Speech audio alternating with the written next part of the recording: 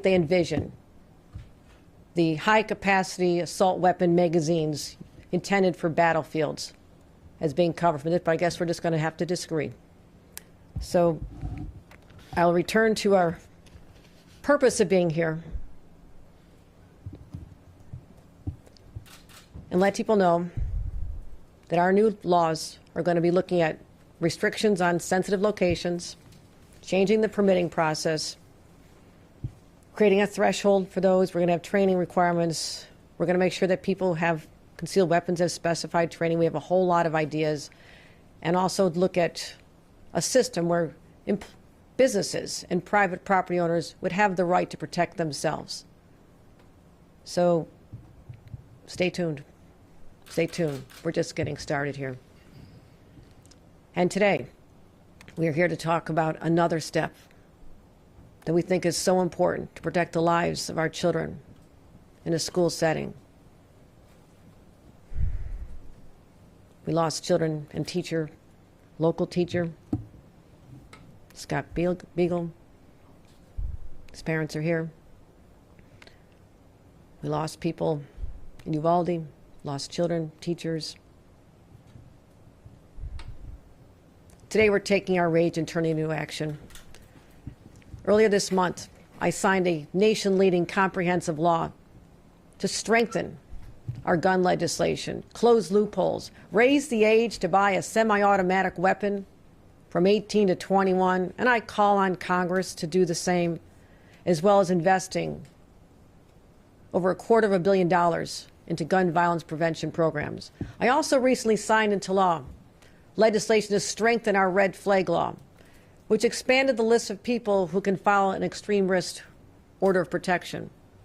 But ahead of those new laws going into effect next month, I want you to know our administration is being aggressive, working on a robust, comprehensive public awareness campaign to educate key groups, particularly those in schools, that there is a now overhauled red flag law. We're partnering with in-person training, virtual trainings this summer with school board members, school attorneys, superintendents, teachers, principals, parents, as well as educating over 660,000 educators. We think this is so important. People need to know what this means, what rights are behind it, as well as making sure that we're having roundtables with local law enforcement, county law enforcement, all led by our state police, and additional training for our state police as well. So we're creating a comprehensive package of digital and physical education materials that will be released in the next couple of weeks. So I wanted to address that as well. But we're not stopping there either. We're not stopping. We now have the strongest gun safety laws in America, but as I continue to say, there is more work to be done. And ultimately, I believe that we'll be judged by history and how we respond to this crisis. Do we stand up with courage? Do we make the right decisions? Do we put the lives of others first? The right of a child to stay alive in school versus the right of someone to carry a gun. I know where I come down on that equation. And we'll be judged if we did everything we could. Today we're taking a further step. I'm proud to sign Alyssa's law to protect the children who sit in the classroom so innocent, just trying to get an education, just trying to listen, try to make friends. And I want to thank our sponsors for their vision. Senator Elijah Mecklen-Relnick, I want to thank him for being a tremendous leader in our legislature, and Assembly Member Kenneth Zebrowski. The two of you stood up. You stood up when we needed leadership, and I thank you for that. This legislation will require school districts to evaluate and consider the installation of silent panic alarms in school buildings that will alert law enforcement directly in the case of an active shooter. Now, why is that so important? This goes beyond the traditional panic alarm systems, a panic button at a desk. You can do that, but there's new technology. There's wireless panic buttons, computer and cell phone apps. Suffolk districts and school districts in Suffolk County already using a cell phone app, which actually bypasses 911. Why do you want to do that? Because as we saw with the shooting in Buffalo, sometimes the response is not what you need in terms of the dispatch, and we saw in Uvalde, Too much time was lost. Way too much time was lost. So you bypass 911. You go right to law enforcement. An app can show that there is an active shooter in a school to draw the attention that second, so no time is lost. Because we saw in Uvalde and Parkland, police response time is imperative to saving lives. So teachers and staff will be able to discreetly alert law enforcement as well as other teachers and staff in the building. It's not a mandate, but I stand by here today and ask all school districts to adopt this. Please, please consider this technology to protect your students and your staff and your administrators. It will save lives. And this law is named after a 14-year-old. I'm sure she didn't think she was a little girl, but she's a little girl to all of us. Grandma and Grandpa are here. She was born in Queens, so she's a New Yorker. She may have been educated down in Parkland, but once a Queens girl, always a Queens girl. And she was killed at Marjorie Stoneman Douglas in Parkland, along with our beloved teacher, Scott. But following the tragedy, her parents, Lori and Dr. Ilan Al-Hadaf, they founded a foundation in her memory. And they've tirelessly advocated for the adoption of a silent panic alarm system in schools because they believe that that could save lives.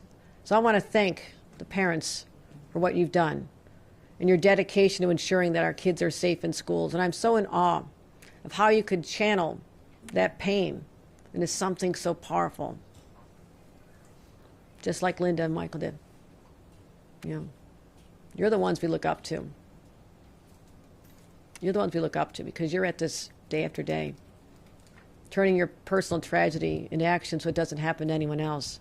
And because of your hard work, states like New York are taking serious action to make sure that as many schools are covered as possible because no child should ever have to be in fear of going to school to learn. They're not that expensive, these panic alarms. They're not that expensive. Cost of a school district could be anywhere from $2,000 to $4,000. And what that does is literally on an app. You touch that app on your phone. I don't have a phone with me. Then this is a phone. You push the button.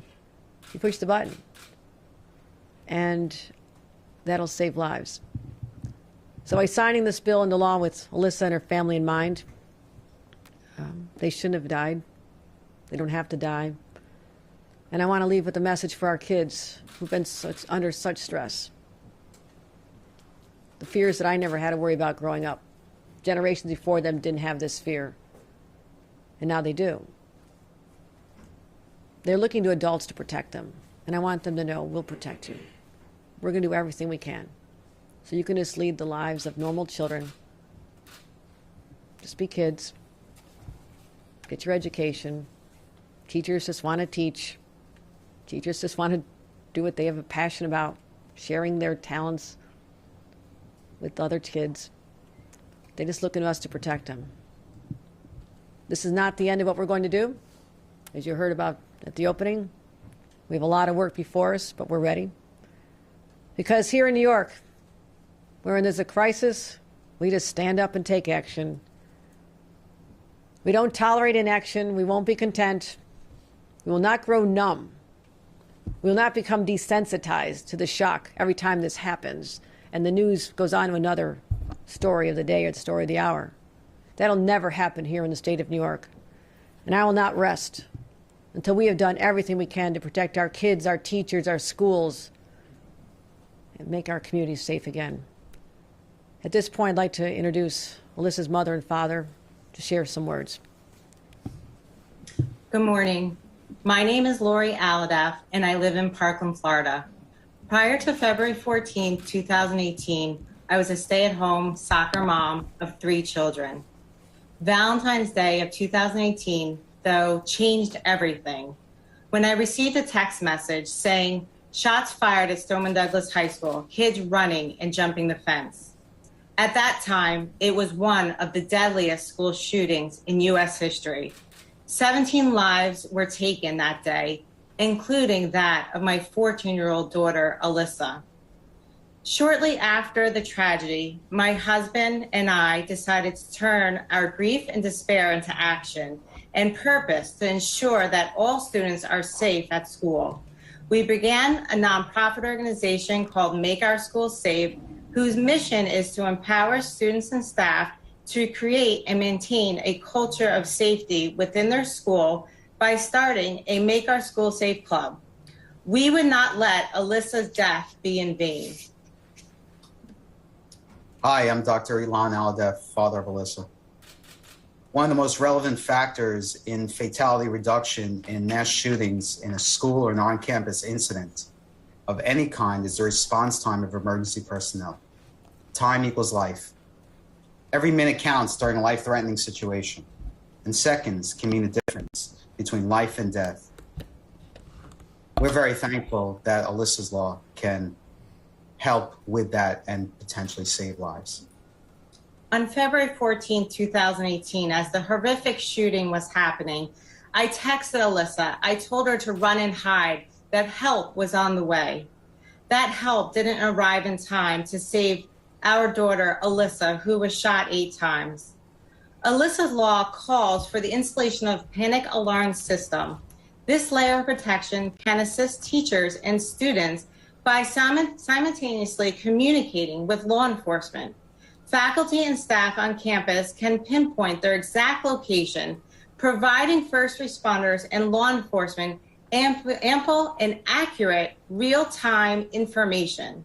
Had Alyssa known the origin of the threat on February 14, there's a chance that Alyssa should have been able to respond effectively. Alyssa was our everything. A bright scholar, talented soccer player who wore the number 8, a wonderful friend to all that knew her, the center of our family. Alyssa and her memory is at the heart of this law. And the students and teachers in the state of New York will now benefit from your support of this legislation.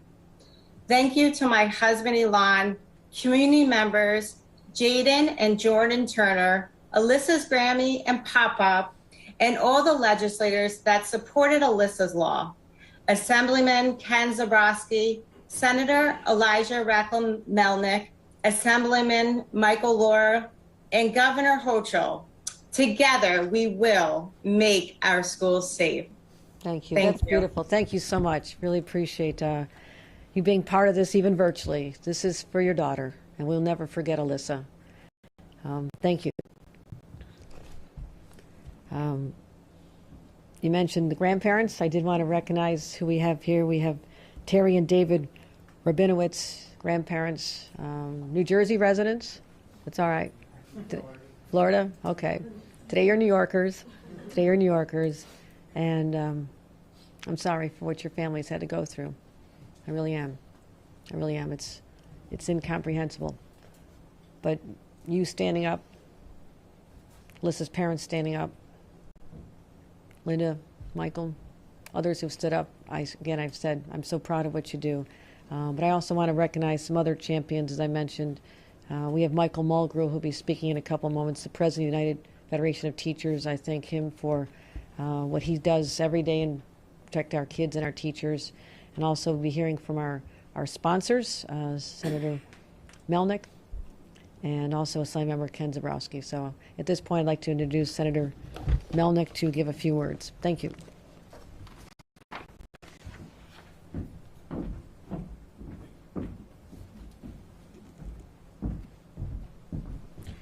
Thank you so much, Governor, for your leadership in signing this legislation and for all of the work that you are doing to make New York a beacon for gun safety legislation.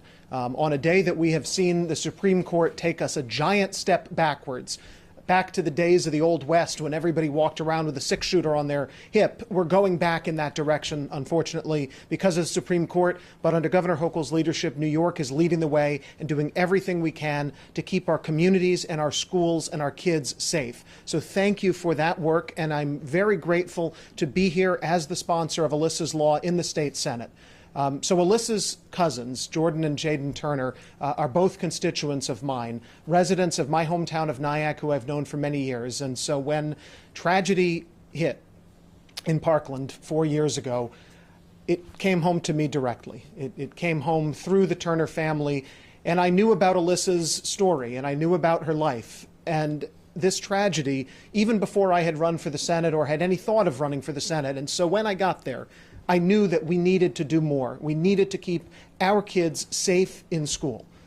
I began my career as an elementary school teacher, and so gun violence in schools is something that I take incredibly personally.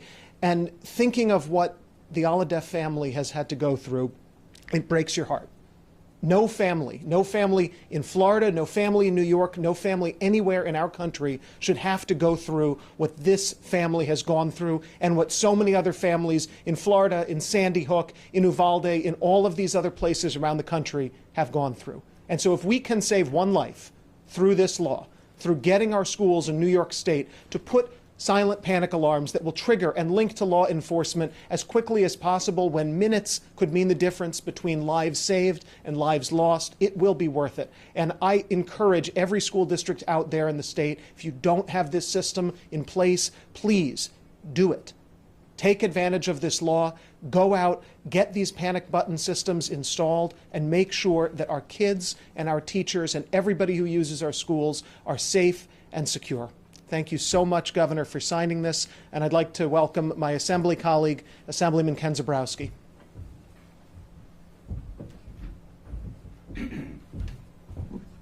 Thank you, Senator, and let me also start by thanking Governor Hochul for her leadership on this and so many other issues. Certainly, we have done what we can here in New York to protect New Yorkers, and I can say personally, Governor, I stand with you, ready to do whatever necessary to respond to this Supreme Court decision. Obviously, this bill emanates from a somber incident, and it's a somber day reading that decision, but we all stand ready to work with you. I also want to thank Speaker Hasty for his work in ushering this bill through, and I know our Education Committee Chair Mike Benedetto is here with us today. In those final weeks of session as we were trying to get this through, he was a champion that I worked with to get this onto the floor and passed, and certainly to Alyssa's family. I've said before, Lori flew from Florida up to Albany, walked through the halls of the Capitol, really put this bill on her back, and it shows you what a citizen can do. Obviously, what a citizen can do after dealing with an immense tragedy. And her grandparents, her grandmother was there with her.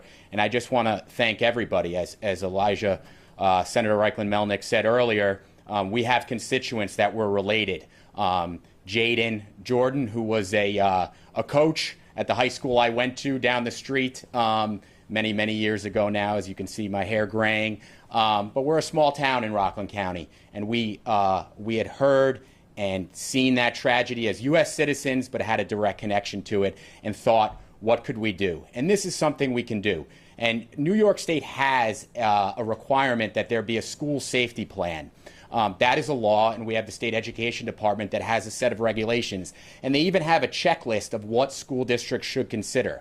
But one gap there is this direct line of communication that can happen between a school district and law enforcement that can save lives. And as the governor showed you before, there are apps available. So we want to make sure that everybody is utilizing every technology possible. So when they go through that checklist, as our school administrators go through that checklist, one specifically says, consider the direct line of communication, consider these panic alarms, because we all know what we should be doing is keeping these weapons out of the hands of New Yorkers that want to do people harm. But we know what we also need to do is to minimize the response time so that we can save as many lives as possible. So thank you, everybody, to all the advocates that helped get us here today, to my colleagues, to Alyssa's family, and also to our great governor, Governor Hochul. Thank you.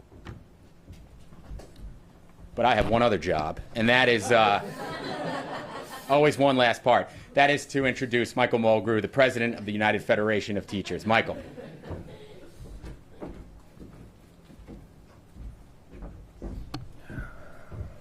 Thank you, everyone. First, to the families, I stand in awe of you all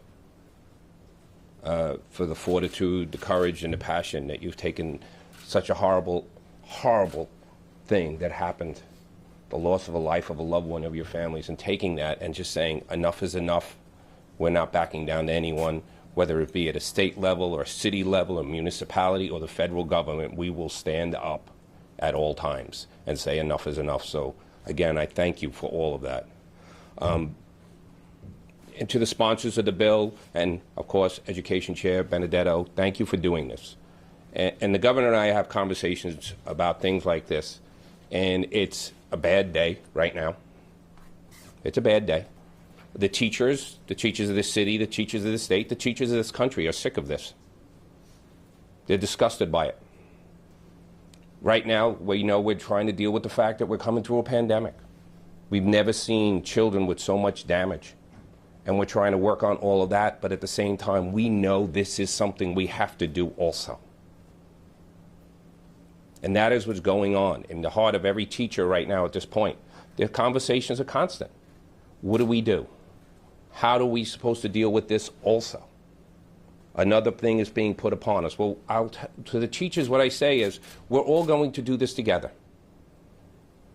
We're working with the governor's office on all of the training, how this gets implemented in your school, the changes to our red flags law. That will all be done. We will work on all of this together and make sure that it is meaningful and everyone knows exactly what has to get done. Because they will do that work. Because every teacher, every day now when they walk into a school say, will this be the day that I will have to make that choice? And we see every time this happens, the teacher makes that choice. They will protect their children. So, Governor, you have our full support, and I can't thank you enough for all of your vision to say we have to always get out in front of this. We have to constantly act, and this is New York, and we're not going to stand still. So it's now, I would like to take this moment to say, let's do something really positive, and let's sign that bill. So thank you so much.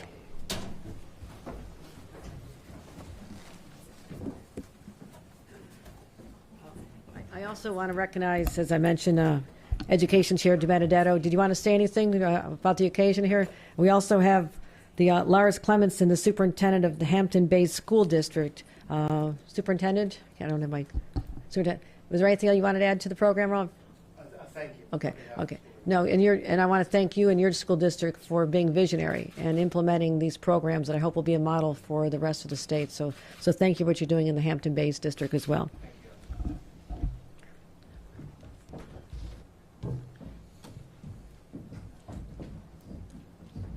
Grandma, Grandpa want to come up too?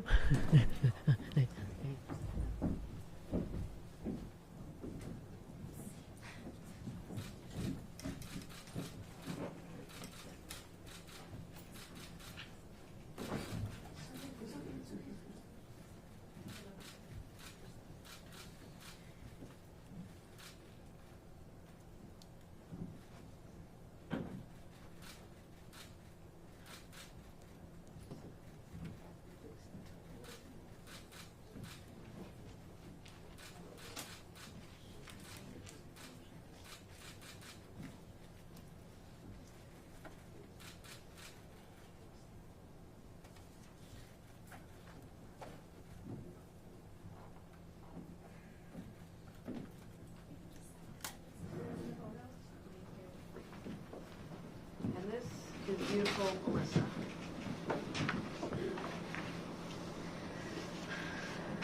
And this is Alyssa's lawn.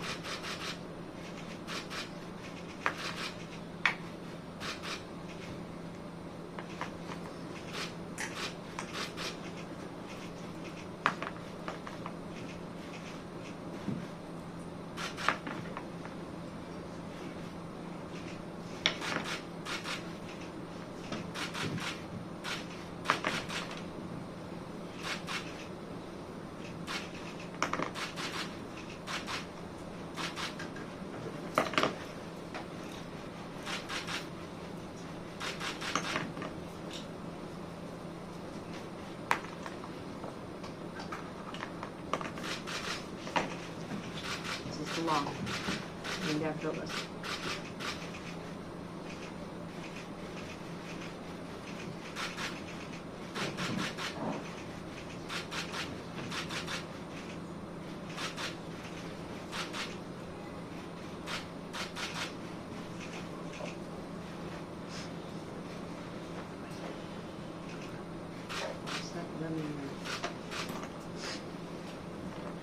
These two. to get to Mrs. Paris. This to James to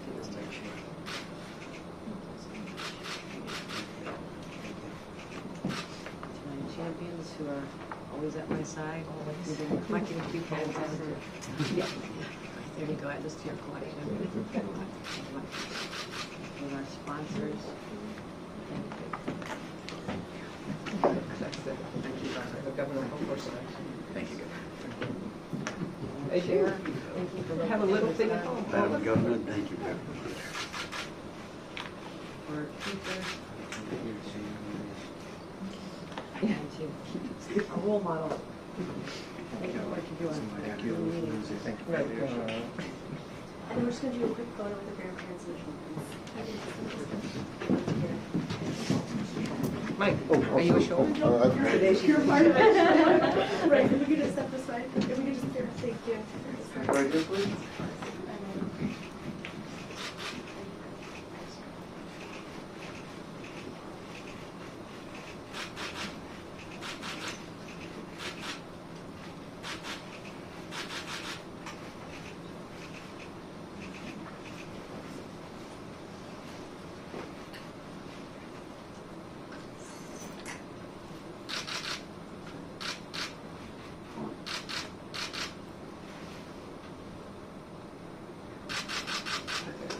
Thank you. Thank you. Thank you.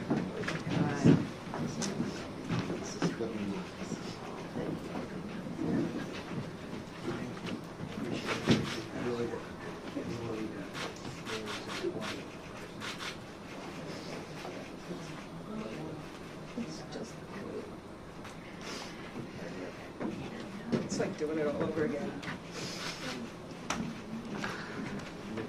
What? Doing it all over again.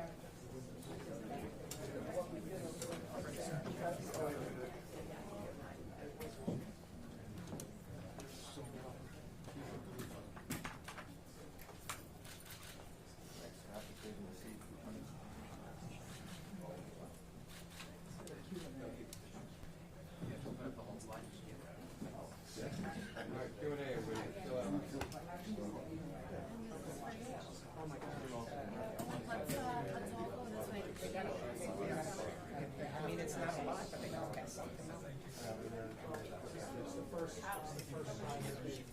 Hopefully, it ends at the beginning. No. My students pass this a little bit, and then they say, okay, we passed on. No, she did not sound like it's happening tomorrow. Yes, stand up. So we didn't stand up. There is this Kavanaugh.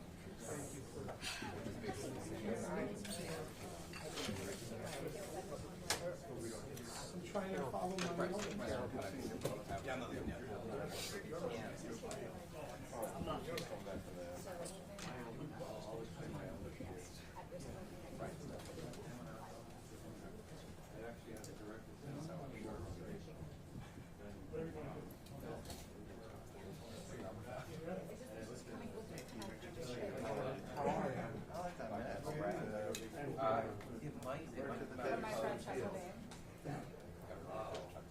It might come through you to share it. It might come through the program.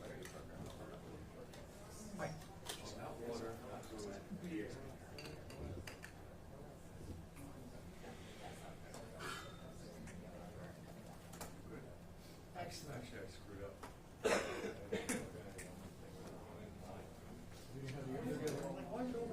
No, I heard it. I got a text message.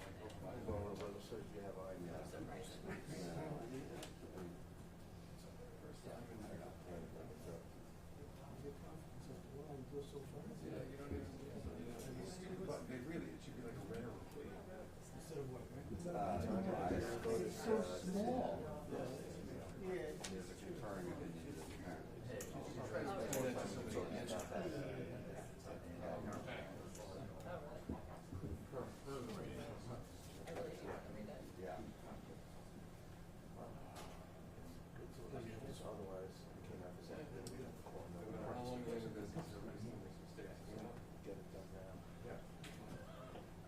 That's my parents' mistake. They're not in the business. My nickname is Accident.